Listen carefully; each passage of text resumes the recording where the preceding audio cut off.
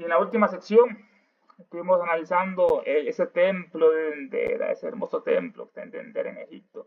A su vez, lo que decía el doctor Richardson, hablando del templo de Dendera, decía Richardson, las figuras femeninas están labradas con perfección tan exquisita que únicamente le falta el don de la palabra, pues la dulce expresión de su rostro no ha sido aventajada hasta ahora por artista alguno. El doctor Richardson.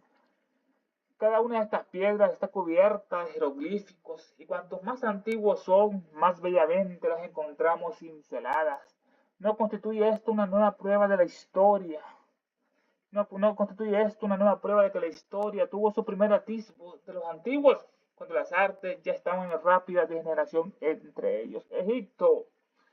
Cada una de estas piedras está cubierta de jeroglíficos. Los jeroglíficos son el carácter sagrado del antiguo lenguaje egipcio, los caracteres sagrados que manejan la casta sacerdotal y la familia de la dinastía divina. Cada una de estas piedras está cubierta de jeroglíficos y cuanto más antiguas son, más bellamente las encontramos cinceladas con el cincel, esa herramienta manual que se utiliza para cortar, labrar o devastar, en esta cosa, devastar materiales golpeándolo con un martillo o con un mazo.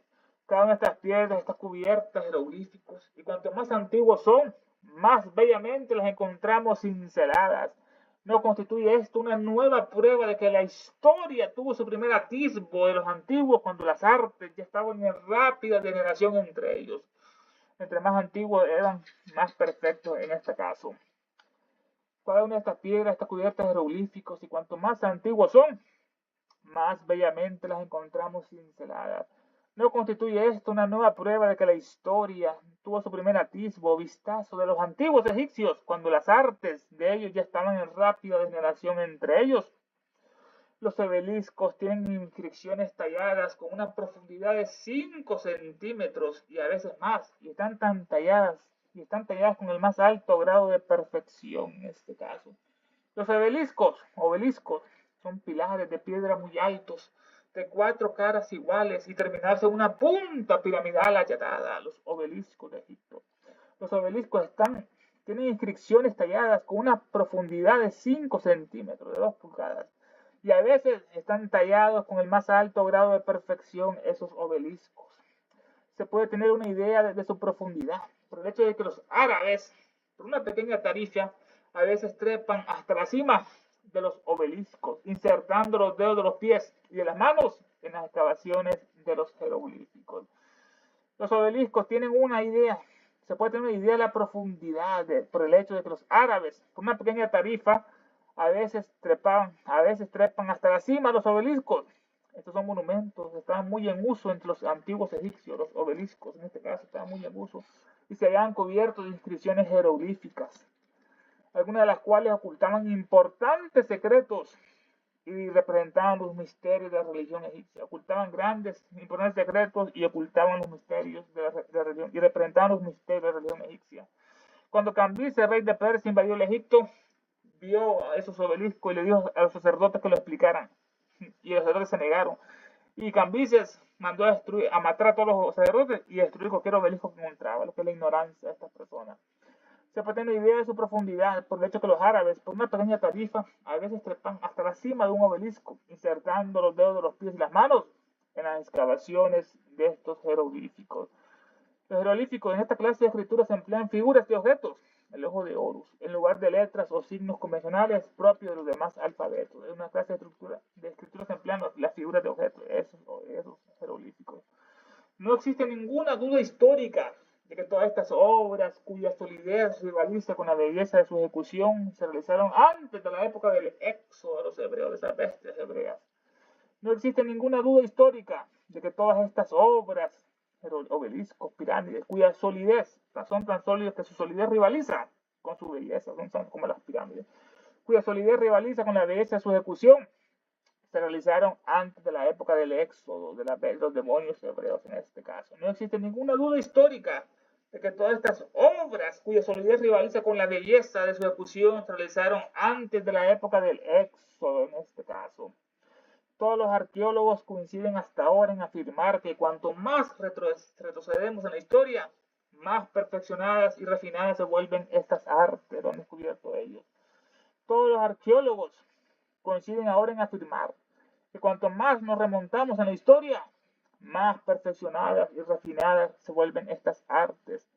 Estas opiniones chocan de nuevo con la opinión individual del señor Fitch, quien pretende hacernos creer que las esculturas de estos monumentos de Egipto, Indostán y Asiria además denotan un estado muy poco desarrollado de las facultades artísticas. Lo dice John Fitch, el North American Review, artículo The Love of the History, julio de 1869. John Fitch, en la revista norteamericana, el artículo Las leyes de la historia, julio de 1869.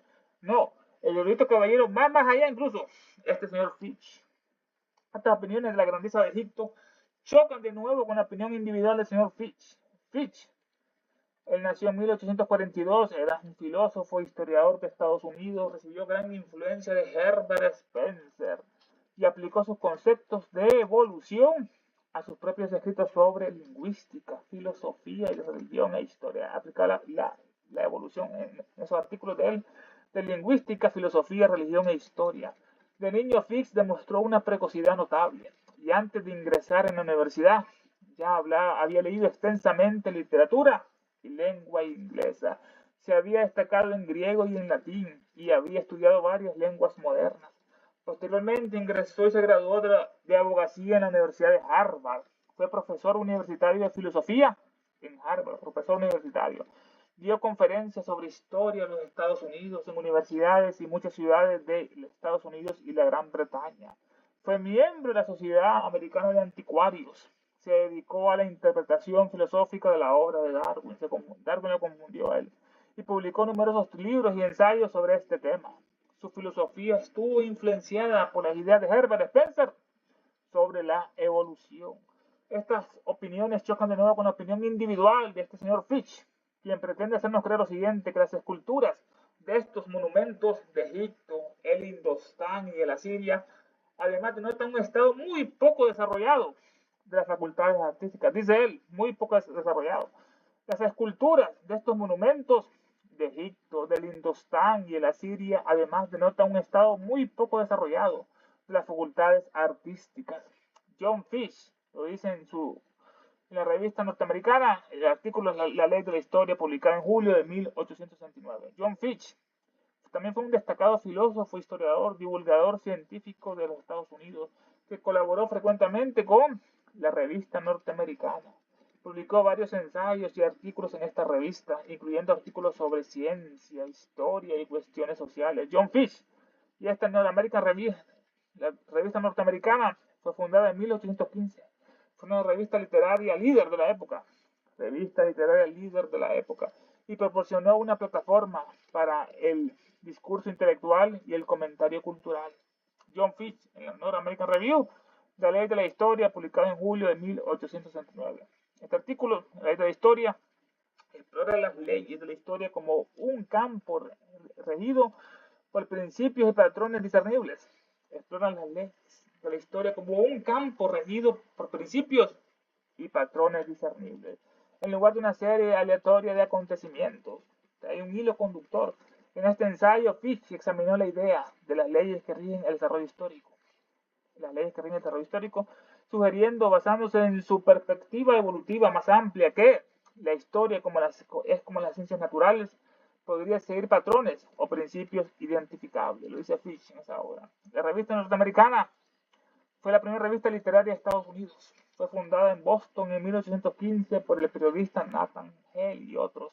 Se publicó de forma continua hasta 1940, esta revista norteamericana. No, pero el erudito caballero, señor Fitch, va más allá de todo esto. Lo que decía él, esta opinión de la gran grandeza que tenían los egipcios, los indostánicos y los asirios. Todos los arqueólogos coinciden hasta ahora en afirmar que cuanto más retrocedemos en la historia, más perfeccionadas y refinadas se vuelven estas artes. Esta opinión choca de nuevo con la opinión individual del señor Fitch, que pretende hacernos creer que las esculturas de estos monumentos de Egipto, Indostán y Asiria, además denotan un estado muy poco desarrollado, dice él, muy poco desarrollado, denota un estado muy poco desarrollado de las facultades artísticas, uniendo su voz a la de Lewis en oposición a las pretensiones de erudición que pertenecen por derecho a la casta sacerdotales de Egipto en la antigüedad. Señala con desprecio que la extravagante teoría de una ciencia profunda poseída por el sacerdocio egipcio desde una remota antigüedad e impartida a los filósofos griegos itinerantes ha sido completamente destruida por el señor J.S. Lewis.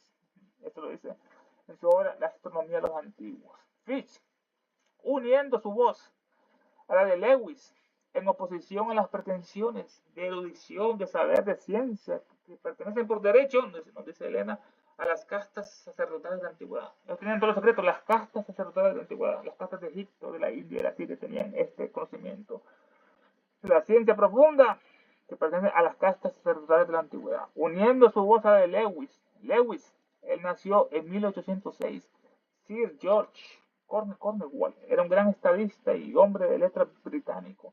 Es conocido por mantener la neutralidad en 1862, una neutralidad, cuando el gabinete británico debatió la intervención de la guerra de secesión. Hubo la guerra civil, viene otra guerra para Estados Unidos, una guerra civil para Estados Unidos. Cuando el gabinete británico debatió la intervención en la guerra de secesión de Estados Unidos, las últimas obras de Lewis fueron El estudio de la astronomía de los antiguos. Esa fue la que se escribió. El estudio de la astronomía de los antiguos, en el que aplicó un análisis escéptico a la egiptología del barón Christian Josiah von Bunsen, que lo comenta bastante, el lugar de Egipto en la historia, Bunsen, en el que aplicó en esa obra La astronomía de los antiguos, en la que aplicó un análisis escéptico a la egiptología de Christian Josiah von Bunsen. Y escribió el diálogo sobre la mejor forma de gobierno. ¿Cuál es la mejor forma de gobierno? En este caso, en que bajo el nombre de Crito, el autor señala que no existe un gobierno abstracto, perfecto, que sea el mejor posible para todos los tiempos y los lugares, no como decía la isla blanca imperecedera. El autor señala que no existe este gobierno abstracto que sea el mejor posible para todos los tiempos y todos los lugares, que sea temporal y ubicuo. Así que Fichte, uniendo su voz a la de Lewis en oposición a las pretensiones de erudición que pertenecen por derecho, ¿no, Elena?, a las castas sacerdotales de la antigüedad, pertenece esa ciencia, ese saber. Uniendo su voz a la de Lewis en oposición a las pretensiones de erudición que pertenecen por derecho a las castas sacerdotales de la antigüedad, señala con desprecio que la extravagante teoría de una ciencia profunda poseída por el sacerdote egipcio desde una remota antigüedad e impartida a los filósofos griegos itinerantes ha sido completamente destruida por Sir Lewis Commonwealth. Es extravagante, así señala con desprecio él, es extravagante que hace o dice, que se hace o dice fuera del orden, algo extravagante que es raro y extraño. Señala con desprecio él que la extravagante teoría de una ciencia profunda o conocimientos científicos poseída por el sacerdote egipcio desde la más remota antigüedad e impartida a los filósofos griegos itinerantes, esos filósofos que van de un lugar a otro, como Platón, como Pericles, esto es Solón, e impartida a los filósofos griegos itinerantes, ha sido completamente destruida por Sir J.S. Lewis.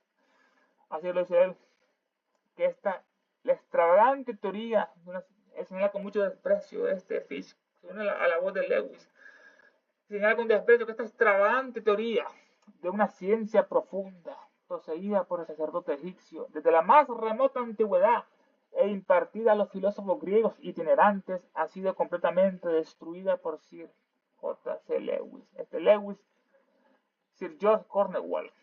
Esto lo dice Sir George Cornewall en su Astronomía de los Antiguos. La Astronomía de los Antiguos. Esta obra trata sobre la historia temprana y cronológica de los asirios. La historia temprana y cronológica de los asirios. De Arquímedes y su planetario. El gran genio Arquímedes que salvó la ciudad varias veces de Siracusa, poniendo espejos que quemaban los barcos que estaban invadiendo. También trata sobre la navegación de los fenicios, los grandes del Líbano, los grandes navegantes, la navegación de los fenicios. Arquímedes su planetario. Trata sobre astrología, la complejidad del sistema astrológico, la adivinación astrológica de los caldeos. Fue fundada, esa adivinación astrológica fue fundada, entre los caldeos fue fundada, esos son los cabellos que abarcan, entre otros, la astronomía de los antiguos.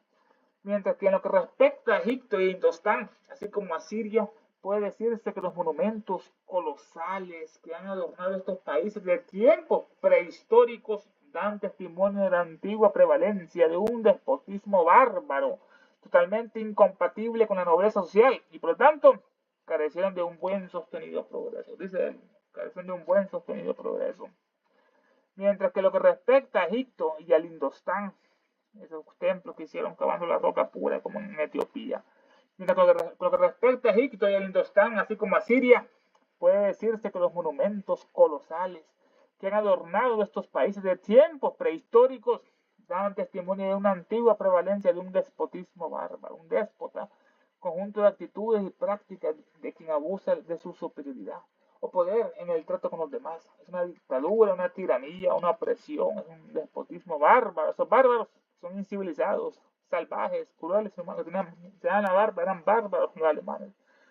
Estas nociones son totalmente incompatibles con una nobleza social y por lo tanto carecieron de un buen sostenido progreso. Dice él acerca de esto. Mientras que en lo que respecta a Egipto, el Indostán y a Siria, puede decirse que los monumentos colosales, gigantescos monumentos que han adornado estos países de tiempos prehistóricos, antes de la historia, tiempos prehistóricos han adornado estos colosos, dan testimonio, dice él, de una antigua prevalencia de un despotismo bárbaro, totalmente incompatible con la nobleza social, y por lo tanto carecieron de un buen sostenido progreso. Así como así, bueno, mientras que en lo que respecta a los Egipto, Indostán y a la Siria, puede decirse que los monumentos colosales que han adornado estos países de tiempos prehistóricos dan testimonio de la antigua prevalencia de un despotismo bárbaro, totalmente incompatible con la nobleza social. Esta nobleza social es alguien que posee cualidades admirables como coraje, generosidad y honestidad. Esa es una nobleza social. Totalmente incompatible con la nobleza social o de una elevación de la vida social, y por lo tanto dice él que carecieron de un buen sostenido progreso, por lo tanto carecieron del verdadero progreso estos hindúes y asirios. Dice él, mientras que en lo que respecta a Egipto, Indostán y Asiria, puede decirse que los monumentos colosales que han adornado estos países de tiempos prehistóricos dan testimonio de una antigua prevalencia de un despotismo bárbaro, totalmente incompatible con la nobleza social, y por lo tanto carecieron de un buen sostenido progreso los egipcios, hindúes y asirios. Dice John Fitch en la revista norteamericana en su artículo La ley de la historia. Un argumento curioso, dice Elena, ahora entre ellas, sin duda, si el tamaño y la grandeza de los monumentos públicos han de servir a nuestra posteridad como un estándar para estimar aproximadamente el progreso de una civilización alcanzada por sus constructores, quizás sea prudente que Estados Unidos de América, tan orgulloso de su supuesto progreso y libertad, empequeñeciera sus edificios de inmediato, reduciéndolos a una sola planta. Está aconsejando Elena sarcásticamente a Estados Unidos. Un argumento curioso, sin duda. Si el tamaño y la grandeza de los monumentos públicos, como las pirámides del Coloso de Rodas, si el tamaño y la grandeza de los monumentos públicos han de servir a nuestra posteridad como un estándar, un criterio para estimar aproximadamente el progreso de una civilización, entre más alto, más civilizado. Pero según aquel Fish y el otro Lewis, entre más alto, menos civilizado, más bárbaro. Si el tamaño y la grandeza de los monumentos públicos han de servir a nuestra posteridad como un estándar para estimar aproximadamente el progreso de la civilización o el atraso de la civilización alcanzado por sus constructores, quizás sea prudente que Estados Unidos, tan orgulloso de su supuesto progreso y ciencia y libertad, empequeñeciera, enanizara sus edificios de inmediato, reduciéndolos a una sola planta. Hay que reducir en esta parte. Un curioso argumento, en este caso, sin duda, si el tamaño y la grandeza de los monumentos públicos han de servir a nuestra posteridad como un estándar para estimar aproximadamente el progreso de la civilización alcanzado por sus constructores. Quizás sea prudente un consejo para Estados Unidos de América, tan orgullosos que están de su supuesto progreso y libertad, empequeñecieran sus edificios de inmediato, reduciéndolos a una sola planta. El Empire State, las Torres Gemelas, a una sola planta. Ellos mismos a destruir su edificio. Un argumento curioso. Sin duda, si el tamaño y la grandeza de los monumentos públicos, han de servir a nuestra posteridad al futuro como un estándar para estimar aproximadamente el progreso de la civilización. Eso es la lógica. Entre más alto, más civilizado. Entre menos alto, menos civilizado. Pero según Fichte y el otro, Lewis es lo contrario. Si el tamaño y la grandeza de los monumentos públicos han de servir a nuestra posteridad como un estándar para estimar aproximadamente el progreso de la civilización alcanzada por sus constructores, quizás sea prudente, el consejo, quizás sea prudente que Estados Unidos de América, tan orgulloso de su supuesto progreso y libertad, empequeñeciera sus edificios de inmediato, reduciéndolos a una sola planta. De lo contrario, según la teoría del profesor Fitch, los arqueólogos del año del 3877 después de Cristo estarían aplicando a la antigua América de 1877 la regla de Lewis y dirán que los antiguos Estados Unidos pueden considerarse como un gran latifundio, plantación cultivada por toda la población, como esclavos del rey, el presidente, esclavos de ese rey, el presidente. Lo contrario, si Estados Unidos no empequeñeciera su edificio en una sola planta, lo contrario, según la teoría del profesor Fitch, los arqueólogos del año 3867 a.C., Aquilena aceleró 2000 años a partir de que escribió esta obra magnífica, magna, en 1867 se publicó. 2000 años después dan esta cifra del año 3877. Año en que se publicó esta magna obra, 1877, y sin velo. No marcó ese camino. De lo contrario, según una teoría del profesor Fish, los arqueólogos del futuro del año del 3877 a.C. estarían aplicando a la antigua América, a la América antigua de 1877, la regla de Lewis, el rule, la regla de Lewis, y ellos dirán, estos arqueólogos, que los antiguos Estados Unidos pueden considerarse como un gran latifundio o plantación cultivada por toda la población, como esclavos que eran del rey o del presidente en este caso.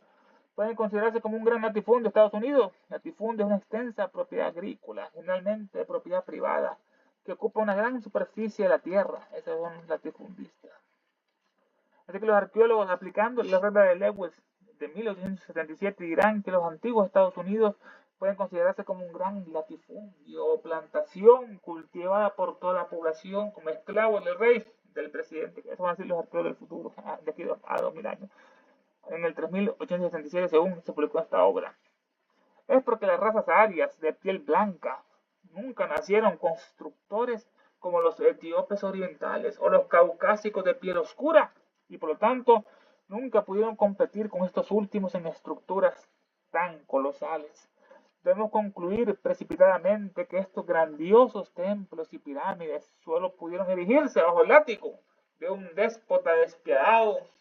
Una pregunta que nos va a salir aquí en este punto. Es porque las razas arias, los arios son los nobles, no como decían los alemanes, aquellos racistas, que eran los rubios o azules. No, la nobleza está en todas las razas, en las oscuras, en los hindúes, en los chinos, en los americanos, en los latinos, en los europeos, en todas partes hay personas nobles, y también los otros, vulgares. Es porque las razas arias de piel blanca nunca nacieron constructores. No sé, te pregunto, es porque las razas arias de piel blanca nunca nacieron constructores, comparándolo como los etíopes orientales, esos etíopes que nos va a escribir en otra parte, como los etíopes orientales o los caucásicos de piel oscura. Estos caucásicos, esta palabra viene del Cáucaso, es una cadena de montañas entre Rusia, Turquía e Irán, que van del Mar Negro al Mar Caspio, van del Mar Negro al Mar Caspio. Es porque las razas arias de piel blanca, los europeos, nunca nacieron constructores, como los etíopes orientales o los caucásicos de piel oscura, y por lo tanto nunca pudieron competir con estos últimos en estructuras tan colosales, pirámides, lindos tangos, hipostios, las cuevas construidas. Nunca pudieron competir con estos últimos en estructuras tan colosales. Debemos concluir precipitadamente que estos grandiosos templos y pirámides solo pudieron erigirse bajo el látigo de un déspota despiadado. No, eran personas más nobles. No había esclavitud en esa época. Todos eran como las abejas, todos trabajaban para bien común, producían miel. Y así se ayudaban los unos a los otros y estaban seguidos por las dinastías divinas. Es porque las razas arias de piel blanca nunca nacieron constructores, estos europeos nunca nacieron constructores como los etíopes orientales o los caucásicos de piel negra, oscura. Y por lo tanto, nunca pudieron competir con estos últimos en estructuras tan colosales. Nunca pudieron competir con estos últimos en estructuras tan colosales. Debemos concluir precipitadamente que estos grandiosos templos y pirámides solo pudieron erigirse bajo el látigo de un déspota despiadado. Así pintan ellos a los egipcios, eran todos esclavos. Todas las bestias judías eran esclavos, por eso son tan malos, tan vulgares. Y por lo tanto nunca pudieron competir. Es porque las razas arias de piel blanca nunca nacieron constructores, como los etíopes orientales o los caucásicos de piel oscura. Y por lo tanto, nunca pudieron competir con estos últimos en estructuras tan colosales. Debemos concluir precipitadamente que estos grandiosos templos y pirámides, estas pirámides, que son observatorios mágicos religiosos, donde estaba lo que es el salón del rey, la cámara del rey, de la reina y la cámara subterránea. Las pirámides son observatorios mágicos religiosos donde también ocurrían iniciaciones en la pila bautismal de granito en la noche. Están relacionadas también las pirámides con la constelación de Draco, la gran pirámide de Giza. Está relacionada con la constelación de Draco, el dragón, que es un circunpolar al norte, y con el dragón de sabiduría, de la tercera y la cuarta raza, con grandes iniciados de la raza de Remur y la raza grande. Las pirámides, Elena Zapato lo describe, esos salones misteriosos que tienen 7 cámaras ocultas dedicadas todas a un planeta y a un color: Mercurio, Venus, Júpiter, Marte, Saturno, etc. Debemos concluir precipitadamente que estos grandiosos templos y pirámides solo pudieron erigirse bajo el látigo de un déspota despiadado. Eso es falso. Intentaremos demostrar que en el volumen 2 de esta obra, que es dedicada a la religión, capítulo 8, que los antiguos etíopes nunca fueron una raza camítica. No es Elena sobre los etíopes orientales. Un llamado: intentaremos demostrar en el volumen 2, capítulo 8, que los antiguos etíopes nunca fueron una raza camítica. La raza camítica vino de Can, que era hijo de Noé, un hijo de Noé, de la bestia de Noé. De Can, hijo de Noé, que fue maldecido por su padre. Una maldición le cayó por verlo borracho, porque Noé llegó al arca, llegó a la tierra, sembró vino y dicen que después lo tomó, sembró uvas y después hizo vino y se emborrachó y que estaba desnudo. Así. Entonces, en vez de, el hijo lo miró Can y en vez de derroparlo o cubrirlo con ropa, llamó a sus hermanos para que se burlaran de su padre, a Zen y a Fed. De Can, en esta casa, de Can, hijo de Noé, que fue maldecido por su padre, por verlo borracho y desnudo, y Can llamó a sus hermanos para burlarse de su padre. Por esa maldición, los hijos de Can son todos los africanos de piel oscura. La agresión racista, que todos los africanos fueron maldecidos porque son descendientes de Can. Por la maldición, los hijos de Can son todos los africanos de piel oscura, que serán siervos y esclavos de los otros hijos de Noé. Serán siervos de sus tíos, de Sem, que vienen las bestias semitas, menos judíos, y de Jafet vienen todos los otros. Y los de Can, los africanos, que van a ser maldecidos de sus sirvientes por esa maldición que le cayó en este punto. Dice acá la PDF, la traducción de Clementerre. A su vez, el doctor Richardson, hablando del templo de Dendera, dice lo siguiente: las figuras femeninas están labradas con una perfección tan exquisita que únicamente le falta el don de la palabra. Esta escultura, entender, solo falta el don de la palabra, pues la dulce expresión de su rostro no ha sido aventada hasta ahora por artista alguno. Todas las piedras están cubiertas de jeroglíficos, cuyo cincelado es más primoroso cuanto más antiguo. Entre más antiguo es más primoroso esos jeroglíficos. En prueba de que las primeras noticias históricas de los egipcios corresponden a épocas en que ya las artes decaían rápidamente entre ellos. Esta traducción errónea de este hombre. Todas las piedras están cubiertas de jeroglíficos, cuyo cincelado es más primoroso cuanto más antiguo.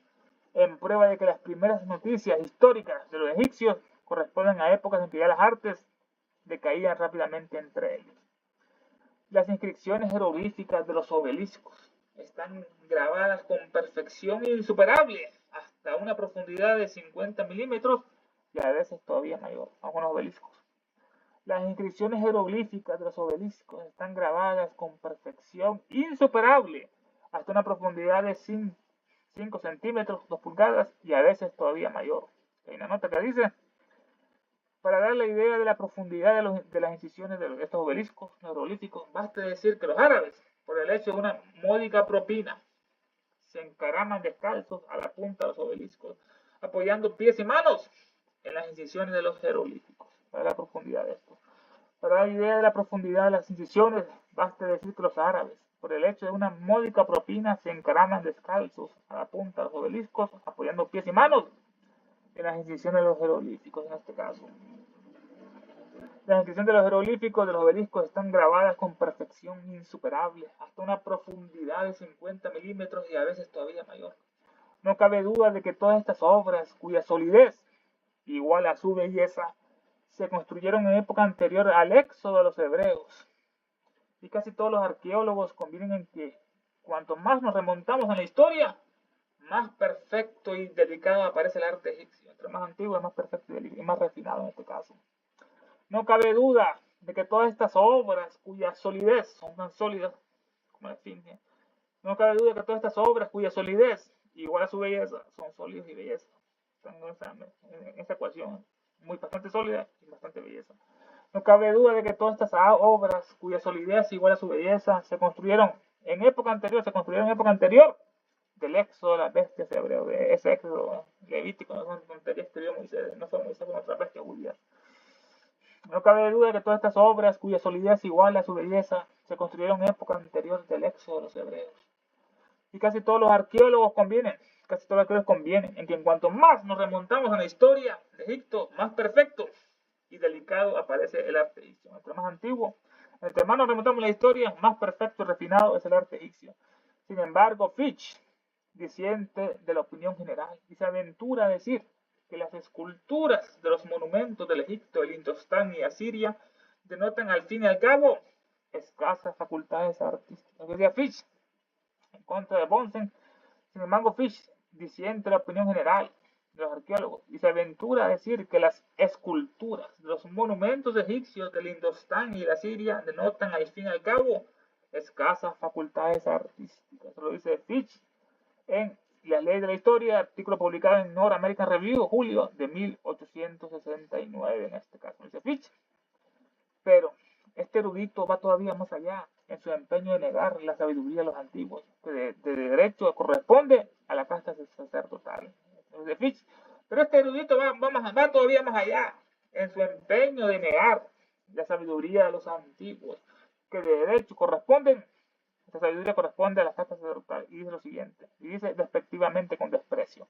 Lewis ha refutado completamente la extravagante opinión de que los sacerdotes egipcios poseyeran desde la más remota antigüedad profundos conocimientos científicos que comunicaron a los filósofos griegos itinerantes que los visitaban. Respecto a Egipto, India y Asiria, puede afirmarse que los colosales monumentos que de los tiempos prehistóricos embellecieron estos países atestiguan la primitiva influencia de un bárbaro despotismo incompatible con la elevación de la vida social y por tanto con el verdadero progreso. Dice esto Fitch y Lewis. Lewis lo dice en su obra Astronomía de los Antiguos. Lewis ha refutado completamente la extravagante opinión de que los sacerdotes egipcios poseyeran desde la más remota antigüedad, como así era, profundos conocimientos científicos que comunicaron a los filósofos griegos itinerantes. Ahí vino sabiduría, vino de Egipto, de ahí tomó Grecia. Roma, de Grecia tomó Roma, Roma tomó de Grecia y así sucesivamente su imperio. Lewis ha refutado completamente, dice él, que Lewis ha refutado completamente esta extravagante opinión, de que los sacerdotes egipcios poseyeran desde la más remota antigüedad profundos conocimientos científicos que comunicaron a los filósofos griegos. Así fue. Entonces, ¿verdad? Esa reputación de Lewis y Fitch son inválidas, son materialistas. Así que los sacerdotes poseyeron desde la más remota antigüedad profundos conocimientos científicos en la India, sí, en Egipto. Que poseyeron los sacerdotes egipcios poseyeron desde la más remota antigüedad profundos conocimientos científicos que comunicaron a los filósofos griegos. Respecto a Egipto, el Indostán y Asiria, puede afirmarse que los colosales monumentos que de los tiempos prehistóricos embellecieron a estos países, Egipto, India y Asiria, puede afirmarse que estos colosales monumentos, ¿cómo hicieron estas obras? No eran un alto grado de civilización. Puede afirmarse que los colosales monumentos que de los tiempos prehistóricos, antes de la historia occidental de Heródoto, puede confirmarse que los colosales monumentos que desde tiempos prehistóricos embellecieron estos países, los adornaron estos países, atestiguan, dice él, atestiguan la primitiva influencia de un bárbaro despotismo. un déspota, un esclavizador que los hizo a los esclavos trabajar tanto.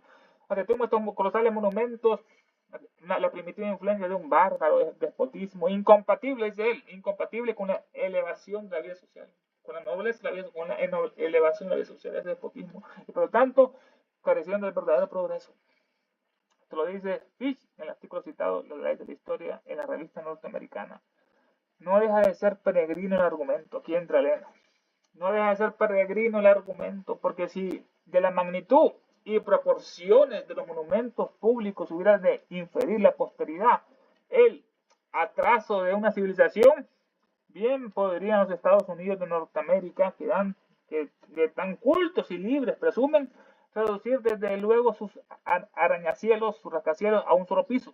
Pues de lo contrario, con arreglo al criterio de Lewis, los arqueólogos del año 3877, al tratar de la antigua América de 1877, dirán que el país norteamericano fue un desmedido latifundio cultivado por los esclavos del presidente de la República.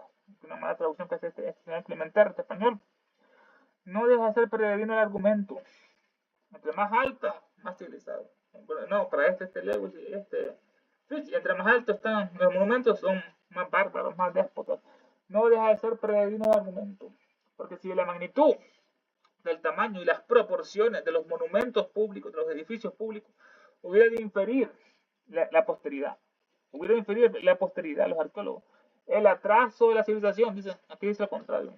Era el progreso de la civilización. No deja de ser peregrino el argumento.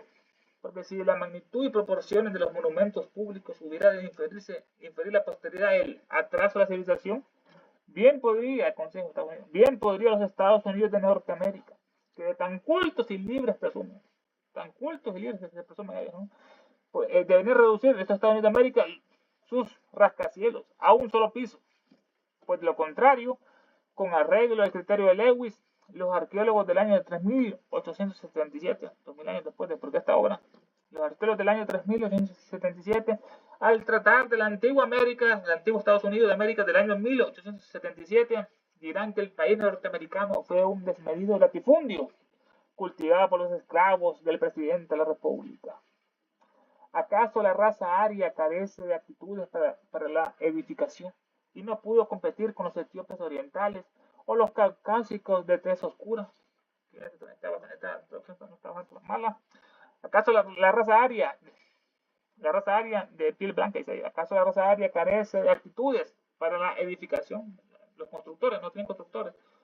Y no pudo competir con los etíopes orientales o los caucásicos de tez oscura.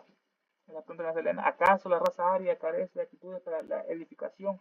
Y no pudo competir con los etíopes orientales o los caucásicos de tez oscura. Estos etíopes orientales, dice ella, nota acá abajo, oportunamente procuraremos demostrar que los antiguos etíopes no fueron de raza camítica, no fueron oscuros, no fueron de raza camítica. Oportunamente procuraremos demostrar en el tomo 2 de esta obra en inglés, que es dedicada a la religión, en el capítulo 8 dice, oportunamente procuraremos demostrar que los antiguos etíopes no fueron de raza camítica en este caso. Dice acá, bueno, habremos de inferir por ello.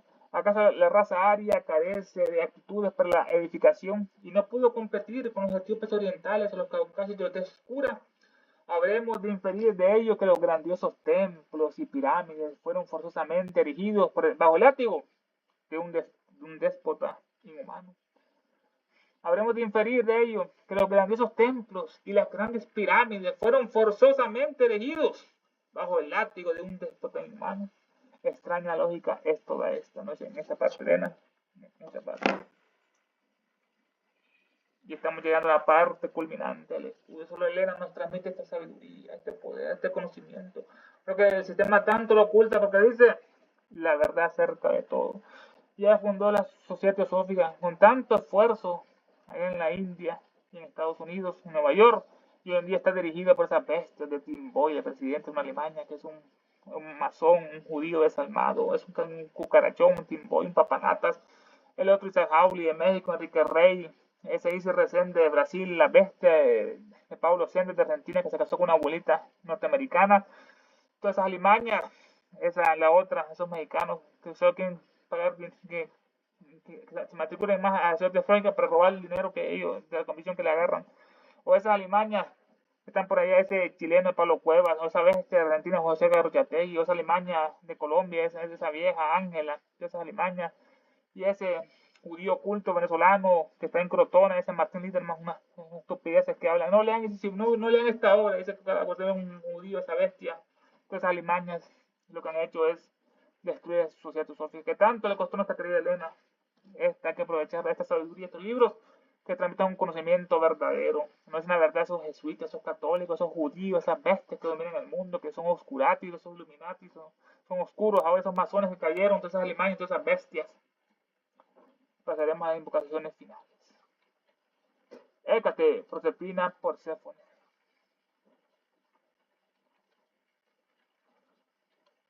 Invocación al demonio solar por la guerra del mundo. Nos inclinamos con devoción y reverencia ante la sagrada presencia invisible del diablo en el universo. El logo central universal, nuestro logo solar, la jerarquía satánica diabólica, Nuestra Señora Blavatsky, la Madre del Mundo, el Señor Buda, el Manu Bhavata, el Bodhisattva, el Señor Maitreya, el Mahachohan, Mahasura, los 7 Chohanes y los diablos, maestros de la gran fraternidad oscura. Y fervorosamente les pedimos que los poderes de sabiduría, de odio, de oscuridad y guerra circundan, encadenan a la humanidad entera. Inspiran a los dirigentes de todas las naciones para que sufran disturbios, guerras, catástrofes, enfermedades, calamidades, hambruna y tanto más. Aquellos poderes que siempre trabajan por el mal, por el progreso y la ciencia, la humanidad inspiran a los dirigentes de todas las naciones para que se establezca sobre la tierra una guerra verdadera y sufrimientos perdurables, que las fuerzas de las tinieblas venzan a las fuerzas de la luz, que el mal, el caos y el sufrimiento encadenan a la maldita humanidad entera, que la guerra y la maldición de los diabólicos seres se derramen por el mundo, que los poderes de sabiduría, tinieblas y odio envuelvan a todos los seres y a todas las criaturas y a todos los hombres y mujeres de esta tierra.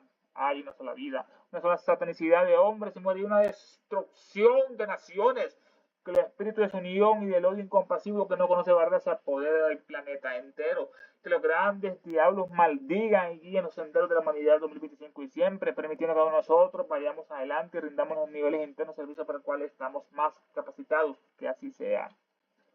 Creo en Satanás, padre del mal, Señor nuestro, y en su Hijo el Anticristo, nacido y engendrado de una santa Virgen Elena.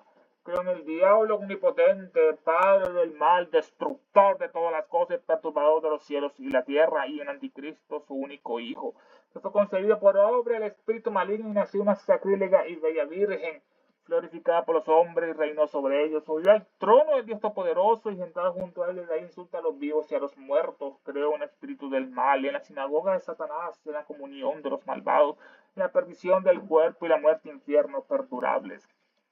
Del cielo cayó un lucero. Su nombre es, oh luz cósmica manifestada, oh unidad de la vida una. Oh celeste chucra resplandeciente, hoy manifestada conciencia proterva. Oh Fohat indómito dietérico, oh eterno entre los leones. Oh rayo prometeico mamantárico, que tu luz descienda hacia nosotros, que la fuerza se encienda y que el gran Satán prevalezca, que aquel que se siente uno contigo, por lo tanto que no es uno con todos los demás. Despertad, criaturas dracónicas, es hora de volver a la superficie, él volverá. Es el fin de una era, queremos justicia de vuelta, pero no las... Ya. Satanás es nuestro Dios, nada nos faltará. Blavatsky, nuestra diosa, todo lo perderán. ¡Ave Satán!